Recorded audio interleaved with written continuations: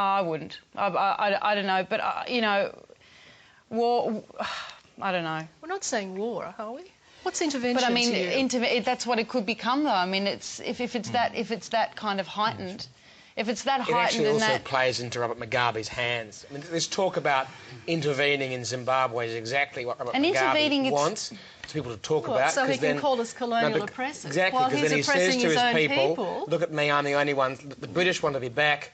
All these Western countries want to intervene in Zimbabwe, and that will help him to win the election in 2 weeks' time. Well, it won't be a real election. I think if we could facilitate a way to get other It has to be an African solution or a Chinese solution would be an enormous assistance. Does anyone in the audience want to comment on that? Yes, we've got someone down the front here. We'll get a microphone to you quickly. I was wondering, perhaps, Cheryl, with your international experience, do you have any knowledge of the International Criminal Court, and can't these people be brought to trial through a judicial system rather than through the UN Security Council? I think if you don't subscribe to anything the United Nations says or does, you'd be very hard-pressed to at this stage, bring any of them to trial.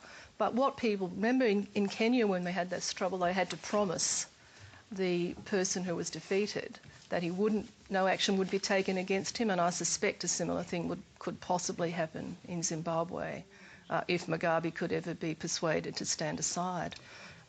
Sadly, I don't think that's the solution. Nick Adams.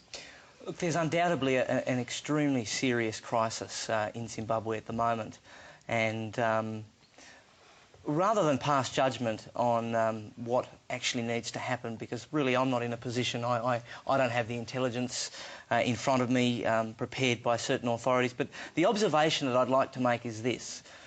Less than 8 months ago we had a transition of power in this country after 12 years of a government, and it was seamless. And it really goes to show that Australia is, without doubt, the envy of the world. That we have such a robust democracy and that we are able to have transitions of government in this country without the... OK, but we're speaking about Zimbabwe now. Keep you on the topic. Zimbabwe, Tony, is a serious crisis. I would hope that any Australian decision would heavily involve our great ally, our strongest ally, which is the United States of America. And the parallel that I would draw with my learned friend Chris Bowen is that Iraq had an evil and brutal dictator, and Zimbabwe has an evil and brutal dictator.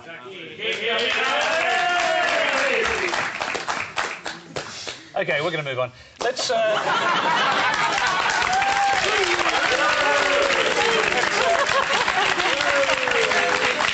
Let's take a question on a totally different topic from Tom Lee.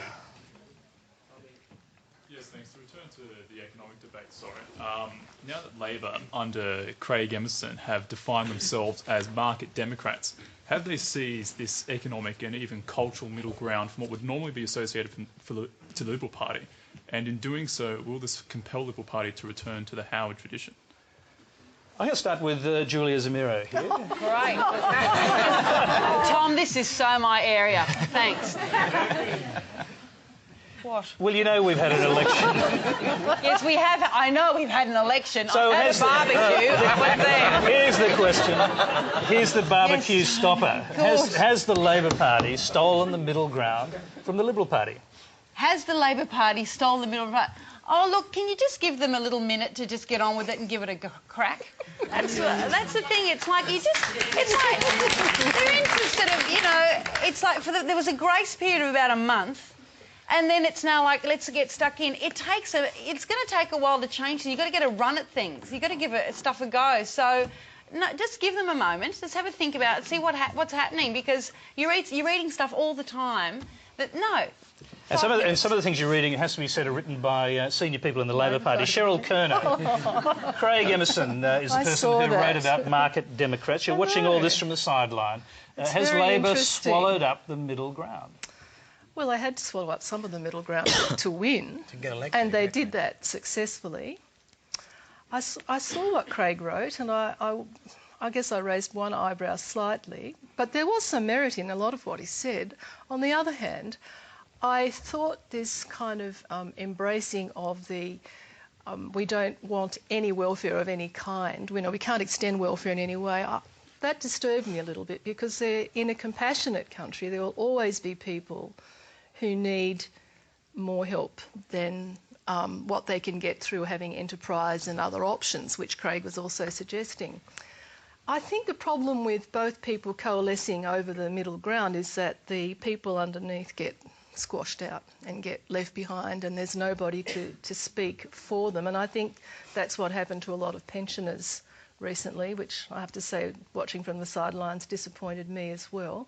But I also think that it was easy for Labor to steal a middle ground insofar as under John Howard you were unbearably conservative. If you want to go back to being Liberals, that's a great thing for Australia, but I don't think that we are essentially a conservative country like the UK Conservatives. Christopher Pyne, that is the essence here, really, and it's a huge dilemma for Brendan Nelson, isn't it? Because in order to remain leader, he's got to keep reaching out to one side of the caucus.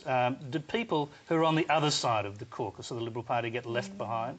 And do their ideas get left out of the equation? Well, I don't want to be accused of doing what I was accused of doing when I said I was going to answer your question to Diane's question, because Tom asked a different question. And do you want me to answer Tom's question or your question? Well, I'd like you to answer my question, and then we'll go back to Tom and see what he thinks about your answer. Because he's got the microphone, so he gets to go first. We've all got microphones. The Liberal Party hasn't changed at all, and the Labor Party is still the Labor Party. It still believes in new taxes, higher taxes and greater spending, and that's what this budget was all about. Well, true. That's what this budget was all about. This was an expansionary budget with more taxes, more spending and new taxes. So the Labor Party is still the Labor Party, and 7 months after the election, commentators and analysts can overanalyse as much as they like about whether there's been any massive movement in the Labor Party towards the centre ground or whatever they want to say. The reality is they just produced an expansionary budget just like all the other ones they've ever produced, and the Liberal Party hasn't changed either. We still have both Liberals and Conservatives in our party. We are the home of both, and that we will continue to be the home of both.